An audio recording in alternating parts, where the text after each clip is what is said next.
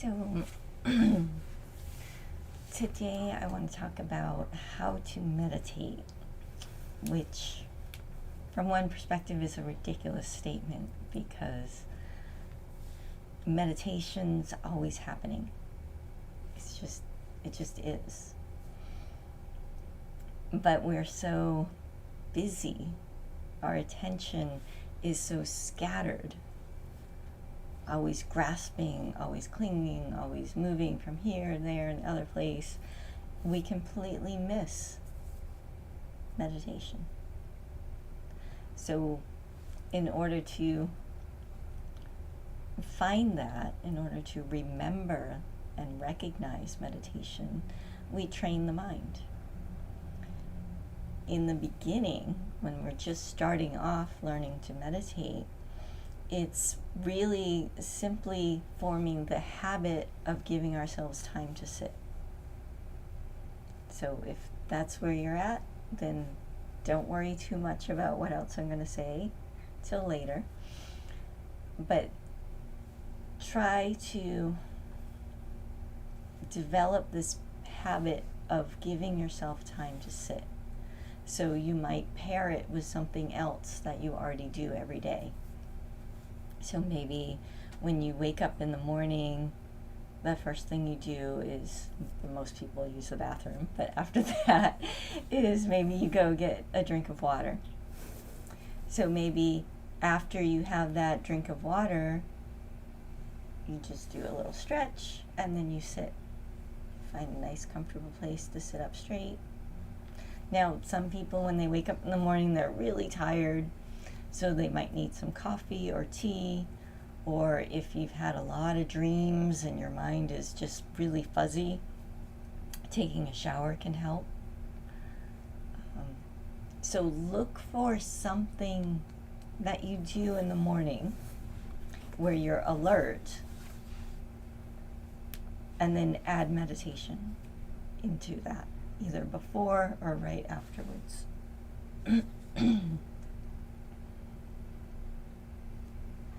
And you do that for a month, every day.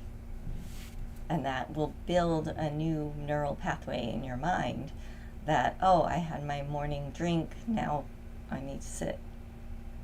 And it will, if you do it for an entire month every single day, and then you skip a day, it will feel weird. It'll be like there's something missing.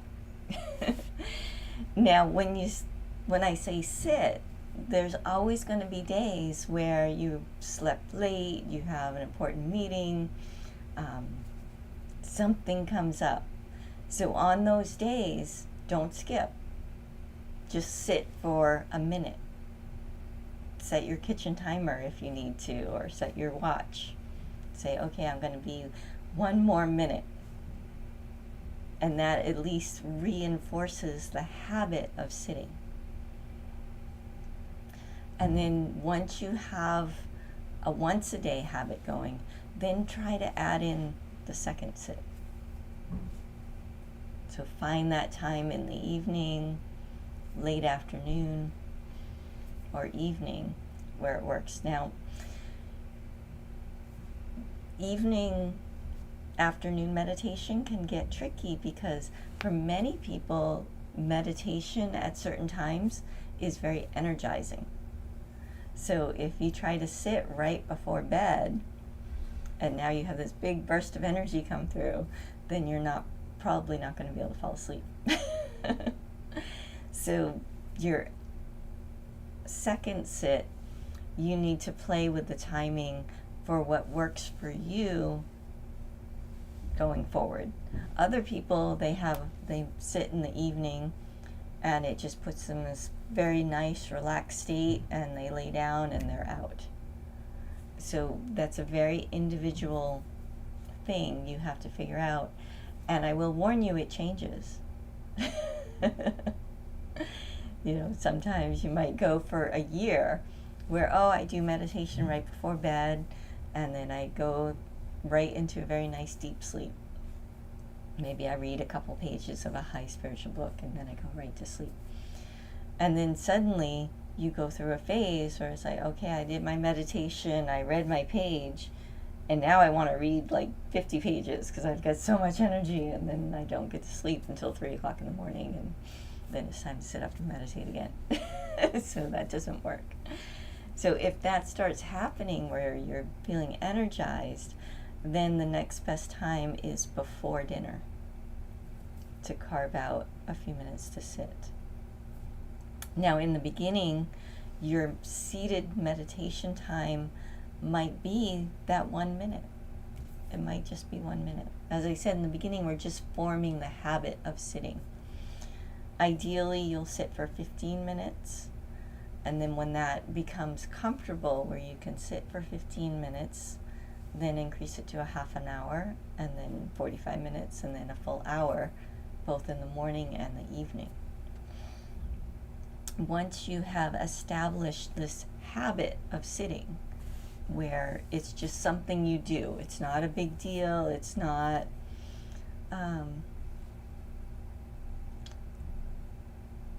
something out of the ordinary for you.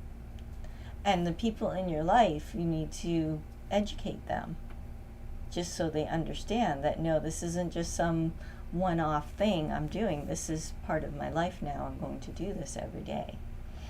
And then that will help give you the support and the space that you need in your home.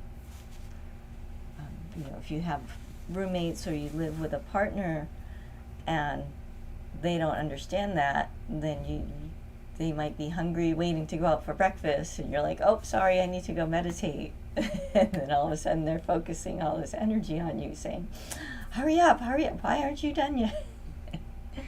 But if you've trained them that, no, this is part of my life, I'm going to sit, then there's that support. Like my husband will actually ask me, he's like, oh, did you meditate yet? Before we make any plans to go out. So that is a way to build in that extra layer of support once you start to build this habit. Now, once meditation becomes part of your life, that's when we really start to practice. That's when we can start to work on the quality of our meditation. This is where all these different techniques come into play. And what all of these different meditation techniques boil down to at the beginning is simply learning to concentrate. And we approach concentration through the ways that work for us. So when you learn a new meditation technique, give it time. Give yourself a week or two to really see if it's working. Sometimes we'll be introduced to a new meditation technique and we'll get frustrated with it and say, oh, that's not working. And that's maybe because it's pushing the limits of our concentration. Other times a meditation technique is either too easy or too difficult. So it's the whole Goldilocks syndrome, right? You got to find the just right technique for where you are at a certain level of development. One technique that we often start with here in this school is the chakra meditation, the 3 chakras, the navel center, the heart center, and then the third eye. And we'll use music both as a timer and as a blanket. So it allows us to kind of create a bubble around us where we trick the mind into any noise that we hear that might distract us is simply part of the music. Now we alleviate the mind or the brain, that part of us that's trying to keep us safe, from having to identify every single sound that we hear, because we can just tell ourselves it's all part of the music, it's okay, we're safe. And of course you want to make sure you actually are in a safe environment when you do this. Sitting in your car in a parking garage in a busy city probably isn't the best place to practice. But it can be done, but in that case I would recommend silent meditation instead of music. So we use music, as I said, as that kind of blanket, provides that little bit of buffer. It's also a great timer. And music has a certain energetic quality too. So you want to find music that you can smile to. That's my personal test, is if I'm trying out new music, I'll play a little bit and I'll just put a smile on my face. And if I have trouble holding that smile, then I won't use it for meditation. Now, when we get to the actual technique, the chakra meditation, or really wherever you're holding your attention, as I said, all these techniques really boil down to concentration in the beginning. And then as we progress, the different techniques will help us open up different dimensions of awareness.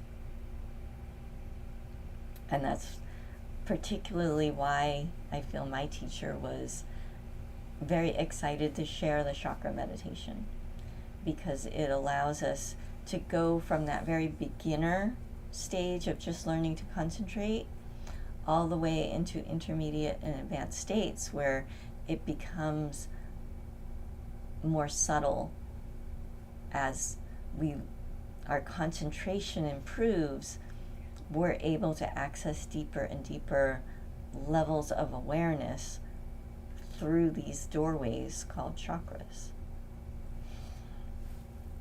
So to start with, we just rest our attention on the chakra. So if we're doing the navel center, a little bit below your belly button, that area of your body, and it goes all the way through to your spine. So in the beginning, you might just feel it in the front, or you might just feel it in the back, whatever is more accessible to you. Some people even need to put their finger there just to feel the pressure. Now, don't stab yourself. I had somebody do that a long time ago. They're like, I'm putting my finger there and it hurts really bad. Like, don't push so hard. Just very light pressure. And then take your hand away and see if you can still rest your attention on that part of your body. And as we go into that, as we're focusing our attention, as I said in the beginning, that's all we do. If you're just starting off, just work on that. But if you've been practicing for a while with this or any other technique, then I want you to try to go a little bit deeper. Start to allow yourself just to notice what is arising in that space of your navel center, if that's the chakra you're working on. Just what is showing up. Don't chase any thoughts. Don't chase after any concepts.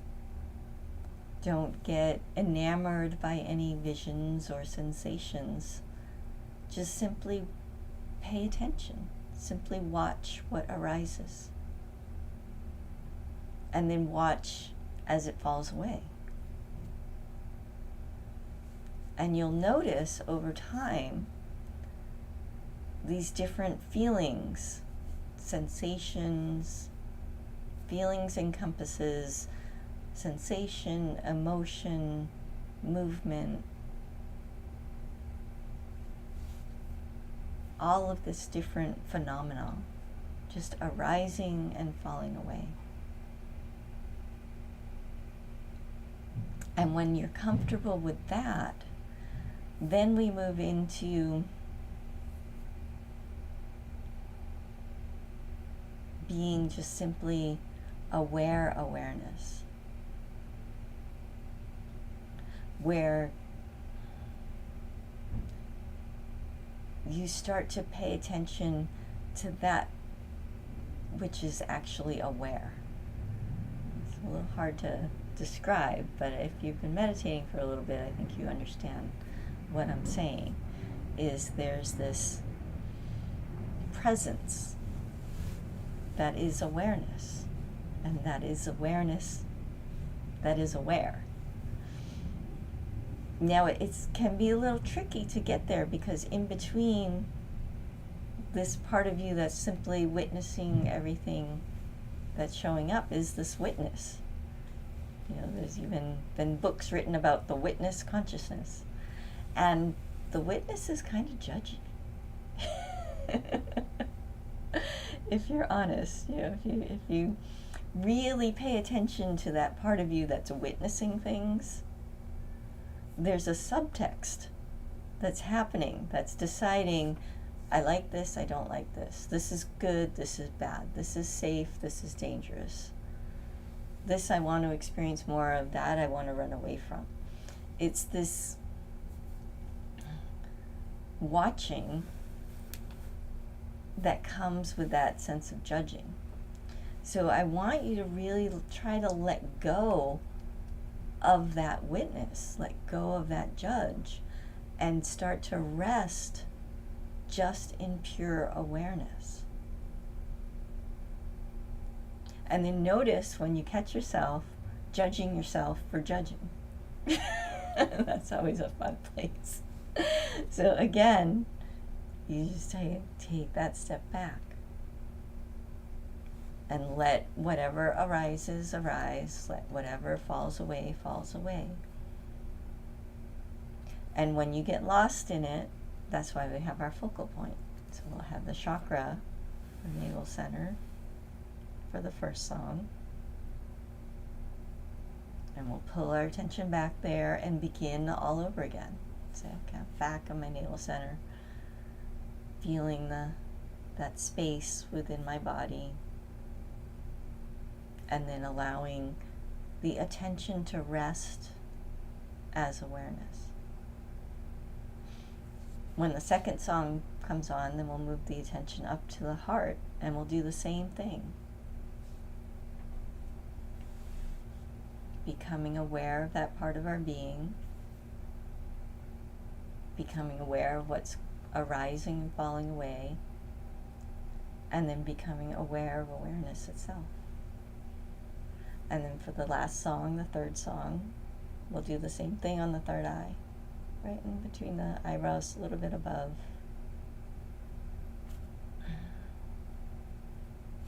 So let's try that and see what happens. I have some Zazen music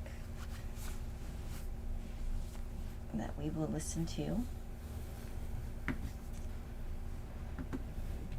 And then if you're on YouTube, then it will just be silent.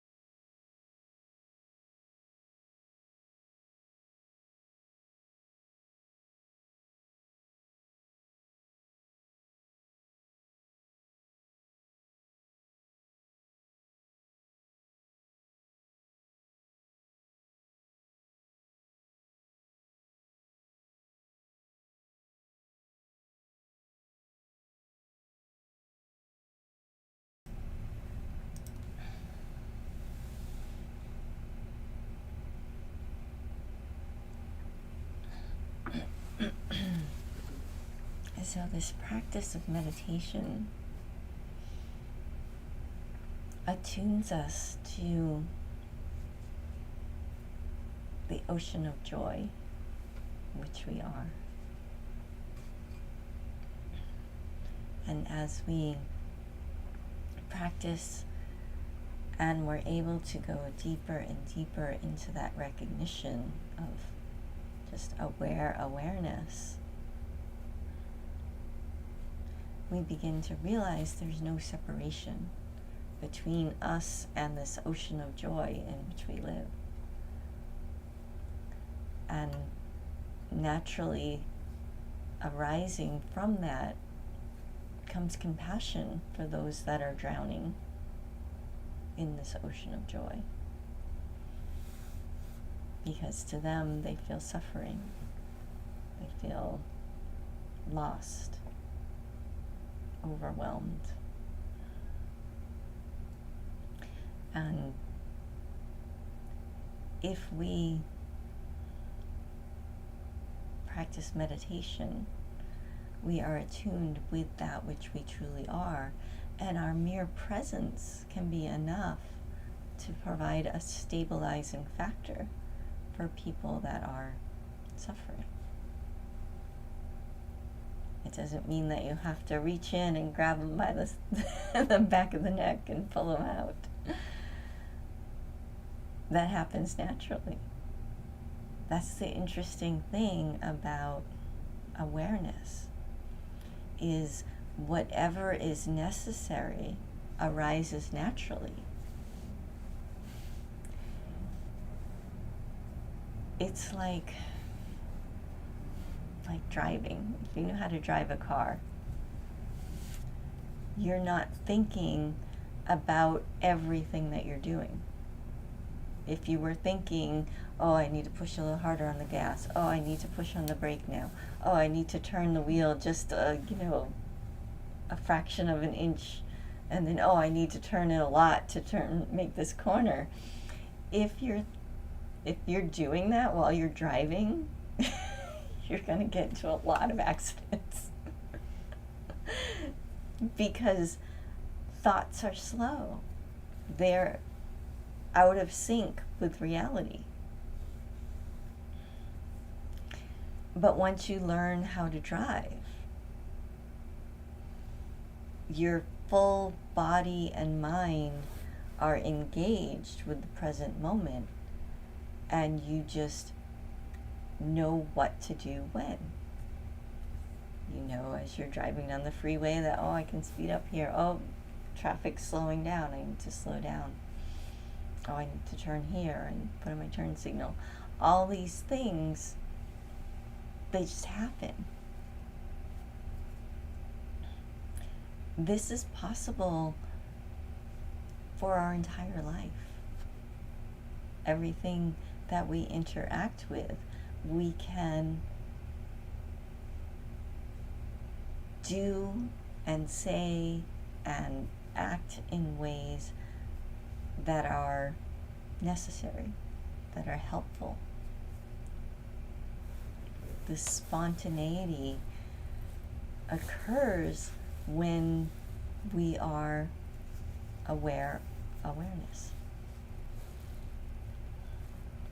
But when we're busy thinking that we're somebody, when we've decided that, oh, I am this separate entity and my wants and needs have priority over everybody else's, and I need to defend my territory, that's very much like being in the car thinking about everything that needs to be done. Because you're in the car, and, oh, I gotta turn this turn signal, I need to adjust the radio, I need to turn the wheel. All those thoughts about self-preservation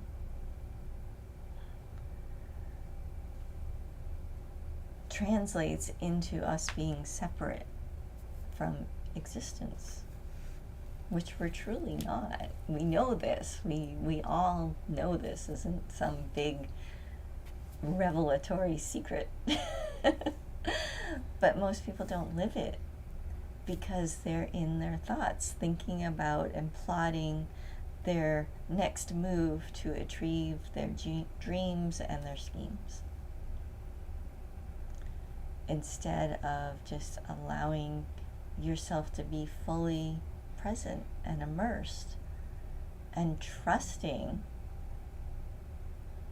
that you will do what needs to be done at the time it needs to be done. But this comes back to mind training, because we've trained our mind to always be thinking and scheming because we have this misconception that we're somehow separate. And that's so deeply embedded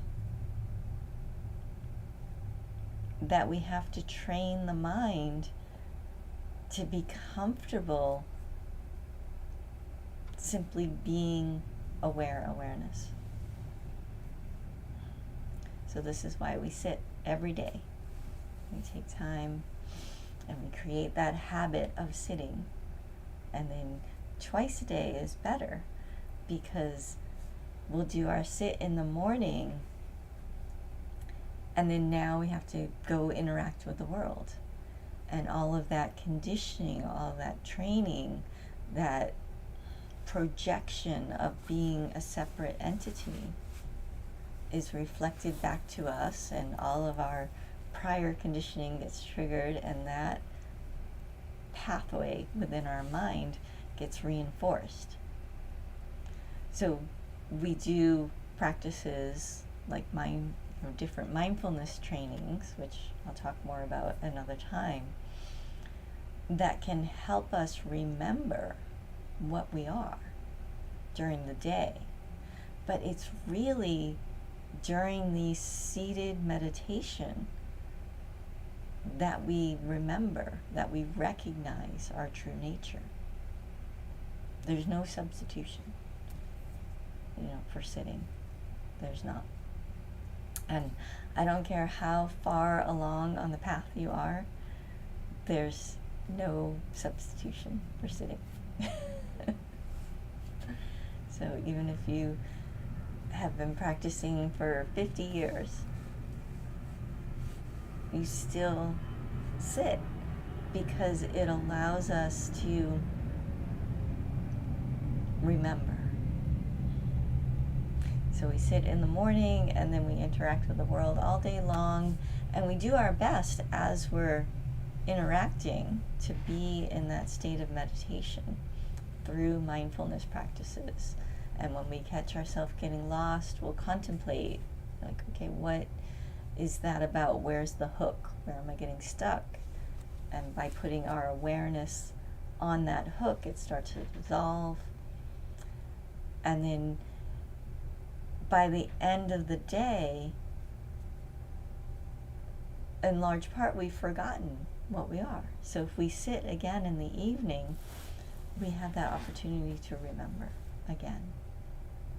And then that sets us up for the night, and then we can sit again in the morning. And this is the enlightenment cycle, where it's a process of coming back and remembering over and over again, until eventually we have these crossings, these awakenings. The first one is like, you actually understand what I'm talking about when I say awareness. There's that, oh, I finally get it. It's not just words. And then there's the coming and going that happens. And then finally there's establishment in the view. And that coming and going stops. But practice continues to deepen. So even then it doesn't end. So don't think that there's a finish line somewhere.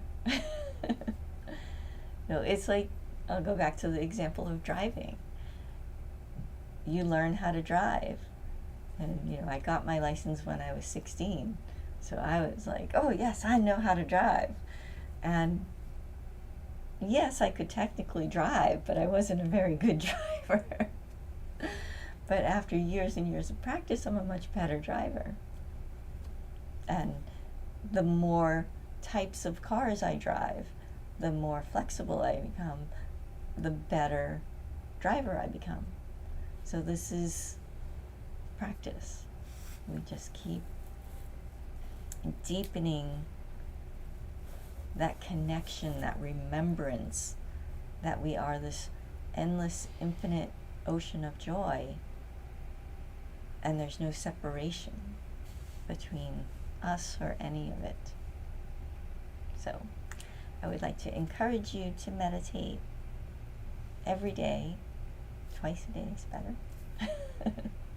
But at least start to get into that habit. And again, if you have a day where you're just busy and you're rushing, just sit for that 1 minute. 1 minute. And give yourself that wonderful gift. And I think you'll find on those days where you are rushing really, really hard, that when you focus in for that 1 minute and you know I only have 1 minute, your concentration level exceeds what normally happens. So sometimes that little bit of pressure is good. You say, oh, I only have this much time. I need to put all of my effort and energy into it. And we really concentrate. And that's when we can really sink into awareness. So, again, meditate. That's my recommendation. So, thank you all for sitting with me today. It's been wonderful. And I will see you next time. Thank you, Turiya.